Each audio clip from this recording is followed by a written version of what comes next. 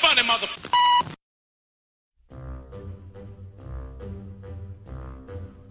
The Jell-O Program, starring Jack Benny with Mary Livingston and Phil Harris and his orchestra.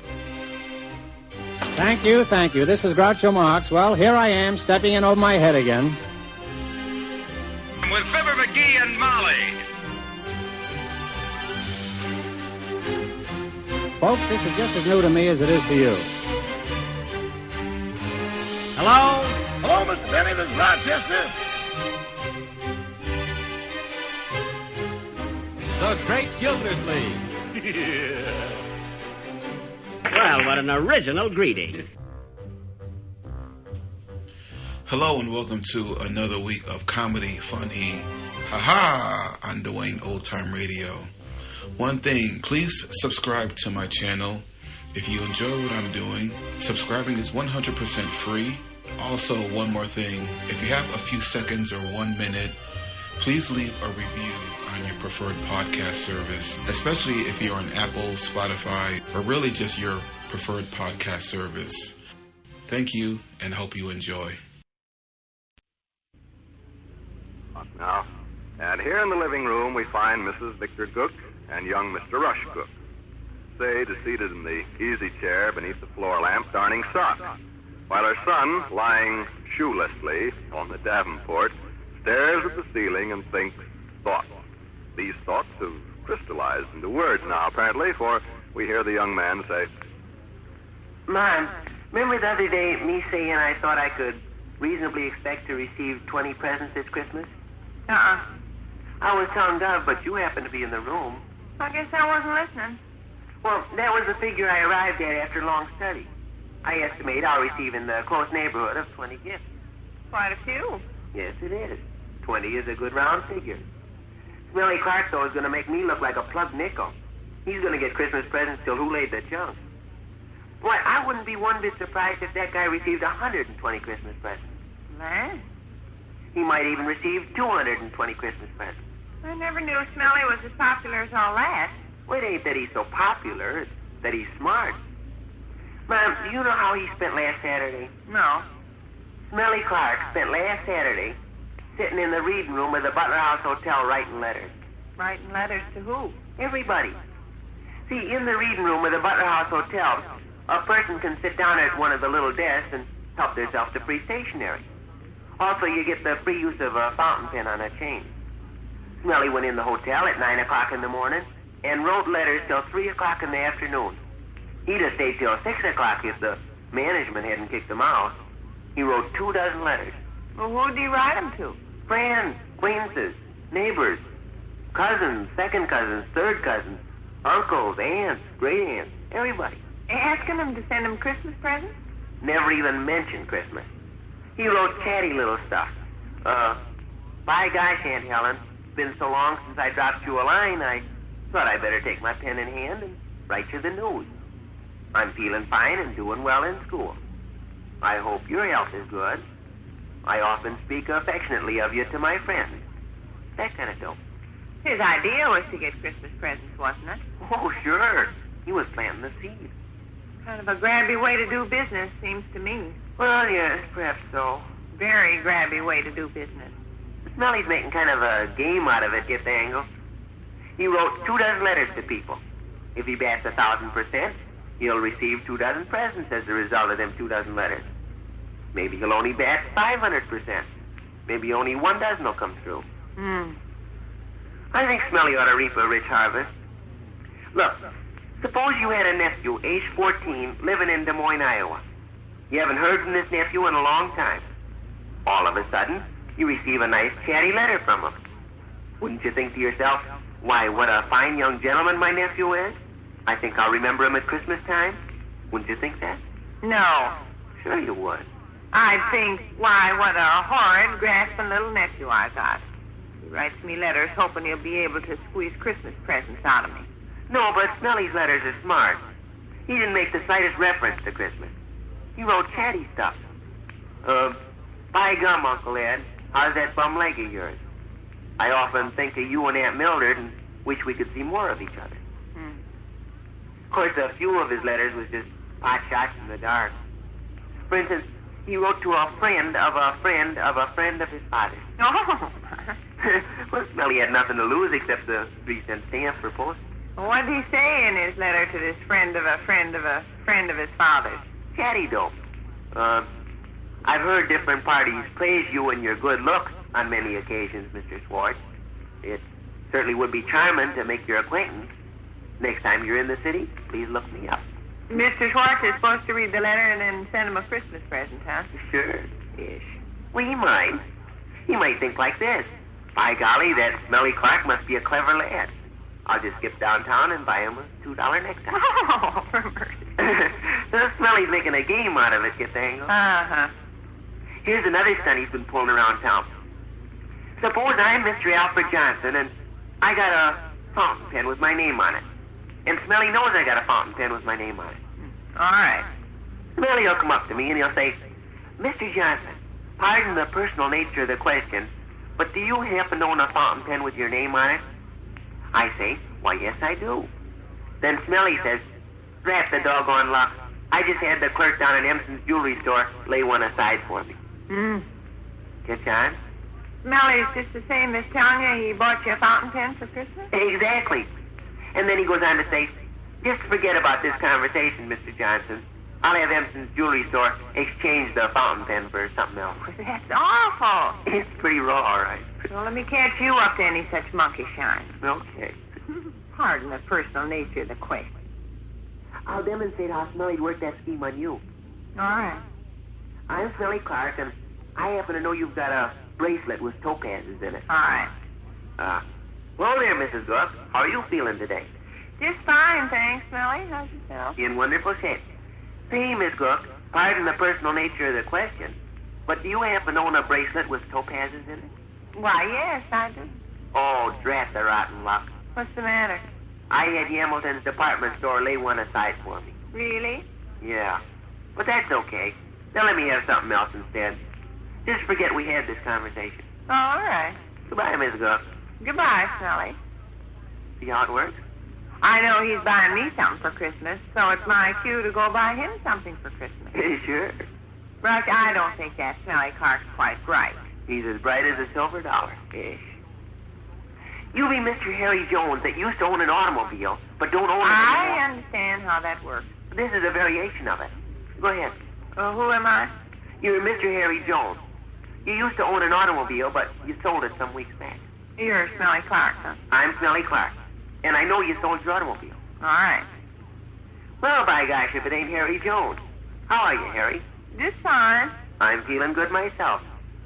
Say, Harry, pardon the personal nature of the question, but I haven't seen you riding around much in your car lately. I sold my car.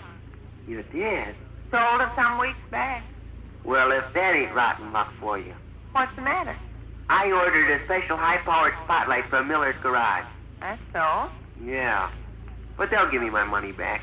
I can buy something else just as easy as not. Forget we had this conversation, Harry. All right. How do you like that variation? It's terrible. Oh, I don't know. Wait till Christmas morning when you see Smelly wallowing around in about 200 presents. If that's the only way I could get Christmas presents, I'd let the whole thing slide. Smelly thinks of it as a game. Some game. And Smelly expects to receive at least 40 presents just on the strength of the compliments he's always given people. You giving people compliments these days? Pours on the compliments like axle grease and peach butter. Remember last night when he went to the grocery store with me? He gave Mr. Croucher the works. Did he say, pardon the personal nature of the question, but do you happen to own a bracelet with topazes? What did he say? He says, Mr. Croucher, did anybody ever tell you you look like Senator Ralph J. Filch from the 9th Congressional District? What did Mr. Croucher say? He says, get out of my way, Sonny, so I can reach the bananas. Well, he gives everybody compliments these days. By George, Mr. Snell, I sure wish I had your brains. Holy smoke, Miss Chin Kisser, you're pretty as a watch charm. Doggone it, Mr. Chin Money, that suit fits you like the paper on the wall. Must have cost $20 if it cost a cent. At least 40 Christmas presents Smelly expects to realize from passing out compliments. Oh, Rush, I'm sure your friend Smelly ain't any too bright. Just you wait and see. If he gets 200 gifts, it'll show whether he's bright or not. Like he said to me last evening. Rush, he says, I know human nature. I know human nature like a book. Your telephone's ringing. Telephone's ringing. Might possibly be Bluetooth Johnson. I'll answer it. Hello? Hello there, lady. That so? Is it that cold? Golly. No, the big muckety-muck's at lodge meeting this evening. Yeah. It's a special one, I guess. Mm-hmm.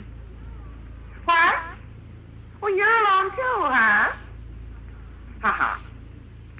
Ha-ha. Really? Where'd you see her? Oh, ha-ha. Fleshy as ever? I bet she didn't mention me. I guess she won't ever get over that. And the funny part of it was, I never meant to hurt her feelings. I was innocent as could be. Mom. Sure. Sure. Mom. Just a second, lady. What? Can I go over to Scott's a while? All right. Rush and I have been sitting here chatting since supper. Oh, mostly about his friend, Smelly Clark. You know Smelly. Wears the skull cap and the tennis shoes. Uh-huh. Yeah, he's the one. Don't stay late now, Willie. Okay. He's going next door to see Nurse Scott. Yeah. Well, say, lady, we can settle down and have a nice long chat. Sure. Well, tell me more about Miss Dover. She's leaner these days, huh? Really? Well, sir, it's late afternoon as we enter the small house halfway up in the next block now. And here in the living room we find Mrs. Victor Gook and young Mr. Rush Gook. Sade quietly darns socks near the window while her son, who arrived home only a moment ago, returns from the hallway where he's deposited his hat and overcoat. Listen. How's everything with you? Pretty fair. Where you been since dinner? Dozen different places. Rooster Davis come along and hollered outside shortly after you left. Probably in search of my personal society. I have an idea that's what he wanted. Anybody else? No. I saw Milton and Leland walk past, but they never stopped. Milton and Leland attended the matinee at the Bijou. I've been in the personal society of Smelly Clark and Leroy Snow all afternoon. Tapman's vacant lot? Part of the time. Mom, I discovered something today, you know what? What'd you discover? I'm getting on in years. So's everybody. No, but I am. I haven't got the endurance I used to have. Know why I come home? Why? Decided I'd lay down on the Davenport and take a nap. Sleepy? Yeah. Imagine me taking a nap in the afternoon. Why, I haven't done that since I was 4 years old. I guess you're getting pretty feeble. I think so. Time is telling on me. The reason is I've lived too vigorous. Can't stand the gaff anymore like I used to. Maybe we'll have to send you to the old men's home. No, but no kidding. You'd look fine in the old men's home at age 14. I think Julius Caesar went to pot when he was around 20. Maybe it was Napoleon. Somebody in history. Well, did you tire yourself out this afternoon? That's why you feel like a nap? I never done nothing strenuous. Never played any vigorous games or nothing. I took life as it come, and here I am sleepy at 4 o'clock. What all'd you do? Well, when I left here after dinner, I strolled over to Tapman's vacant lot to see who was around. Bumped into the society of Smelly Clark and Leroy Snow. We decided to go downtown to witness the Christmas tree in the lobby of the Butler House Hotel. We stuck around there and sat on the big leather Davenport until the desk clerk began to give us dirty looks. Then we sat on the courthouse concrete embankment till we got cold. Then we went to Leroy's house and cracked nuts on the basement floor for a while. Then we went outdoors and watched the men fix up the street. Then we went back to Tapman's vacant lot. Then we walked downtown again. That was a little while ago. I told Smelly and Leroy goodbye and come on home. Felt sleepy? Yeah. Did I mention anything that sounded strenuous? Oh, you done quite a bit of walking. Nothing strenuous to walking. Why, I've seen the day a few years back when I could have walked all night long. When did you ever do that? I never actually done it, but I could have. No. No, like I say, this old body ain't what it used to be. I've been going at a pretty rapid speed these last 5 or 6 years. Human flesh won't stand the wear and tear. Mm-hmm. Why, one afternoon this summer, I fished 14 innings of baseball and felt fresh as a daisy when I got through. Had a flush on my cheek and a twinkle in my eye. Yeah. Look at me now, weak and droopy. How am I ever going to get supper groceries? You won't be able to drag yourself to the store, will you? Without a cane and a trained nurse. I see you think I'm joking. I can tell you're getting old. There's little wrinkles underneath your eyes, and I bet if we hunted, we'd find some gray hairs. Okay. Uncle Steamer turned gray very early. Only 26, I believe it was, when his hair was completely white. What hair he had. He was getting bald at the same time, and his friends used to josh him and lay bets on what he'd be first, white-headed or bald-headed. Them events take place in Dixon, Illinois? Uh-huh. An individual can't get around life, can they? No, I guess not. Life is full of surprises. Sure is.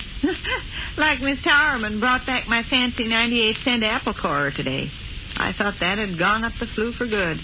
She borrowed it 3 months ago. Life is full of surprises, and people are strange. You run into some strange people this afternoon? Mildred Tisdale come along while me and Smelly and Leroy were sitting on the courthouse embankment. She'd been at Yamilton's buying something for her mother. Stopped and chatted with us a minute. Mildred acts strange? She talks strange. What'd she say? Oh, a lot of different junk. For one thing, she said she felt like a violin. Violin? Fiddle. Huh. Said she felt like her soul was full of beautiful music.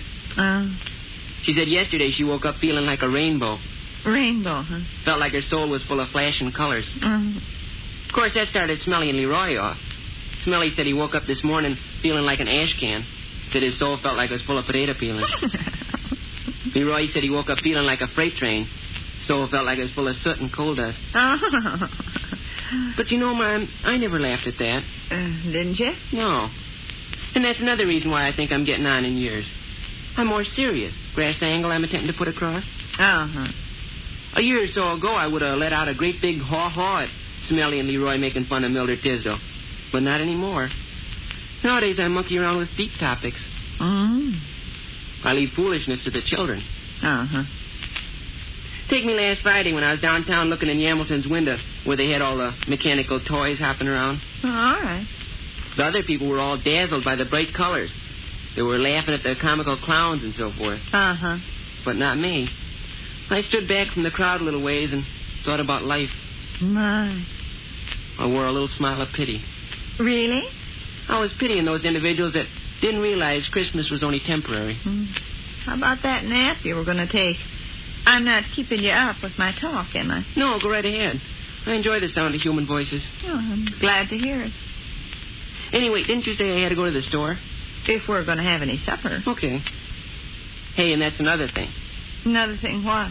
Another thing that shows I'm getting on in years. Why? I'm resigned to stuff. You tell me I have to go to the store, and I just smile a gentle little smile and say okay. It used to be I'd kick and argue and try to get out of going. But I realize since I've grown older, there's no use in attempting to get around life. I smile a gentle little smile, my shoulders sag slightly, and I say, okay, Mom, what do you want from the store? Some individuals try to fool themselves. Take Ed Miller up at school. Ed's a lot older than I am, going on 17, and he acts like a kid. You'll find out, though. He'll tear along through life acting like he's a youngster, and all of a sudden he'll fall in a heap. Person's got to watch themselves. When did you discover this feebleness of yours? This afternoon? Yeah, when I felt this desire to come home and take a nap. I thought about it all the way from town. I said to myself, Rush, old boy, you're slipping. Better take it easy. That's what you said to yourself, huh? That or words to that effect. Well, I can see you're pretty much of an old man, but I wouldn't coddle myself too much. Oh, no. I'll continue to lead an active life. I'll get around to various places. But I'm going to cut down on the intense speed. I've been a human dynamo for a good many years now, and it's beginning to show on me. An individual that lets herself go. You want to answer that? Okay. Maybe I'd better, though, since you're so weak. Well, I will. Hello? Oh, hello there. Oh, nothing. Just got home a couple minutes ago. Oh, monkeying around with Smelly and Leroy. When? Sure. Well, will they let us use the trapeze? You can fix it? Swell. Sure. Well, look, come by and holler for me after supper. Okay. Well, that's great, Rooster. Yeah. Okay, fella. So long.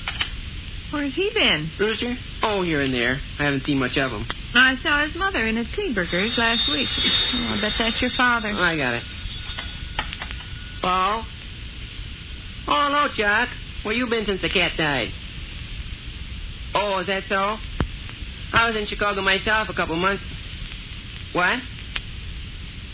Why, gosh, I wish I could, but I promised Rooster Davis I'd go down to the YMCA with him. Say, how long are you going to play? Oh. Well, couldn't I join you later? Fine. Fine, Chuck. You bet. Okay. And I'll bring Rooster along. That's Andy, Chuck. So long. Chuck who? Chuck Myers, kid in my algebra class.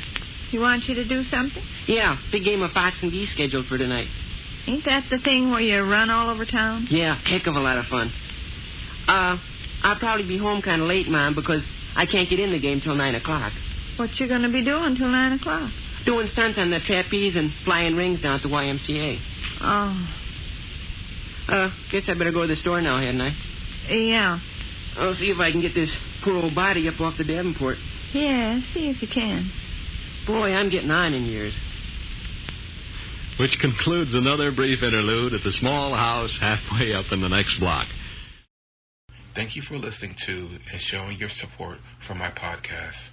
If you would like to receive notifications of when new episodes are posted, please subscribe to my channel. Subscriptions are 100% free, and they really help me get an idea of how I'm doing. You can also go to my website where you can listen to all of my podcasts for free, and you can also download episodes for free. The website is otr.duane.media. There is also donation information on there if you want to show your support or become a patron. You can email me at info@otr.duane.media. I'm also on Instagram at duane.otr. Well, hope you enjoyed, and until next time, stay safe, wish you well, and as always, peace.